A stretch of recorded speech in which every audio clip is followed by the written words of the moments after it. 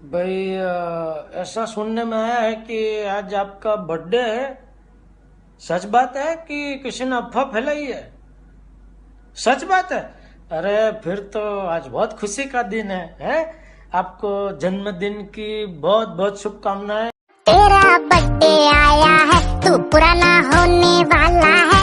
बुढ़ा होने की खुशी में जश्न कौन मनाता है। तेरा बर्थडे आया है, तू गरीब दिखने वाला है।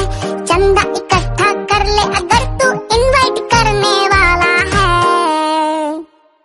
ये तो सच बात है ना, बर्थडे तेरा होता है और परेशान हम होते हैं। कौन से कपड़े पहनो, क्या गिफ्ट लेके जाओ, है ना। पैसे भी तो होने चाहिए ना, और तेरे पे क्यों लुटाओ। हाँ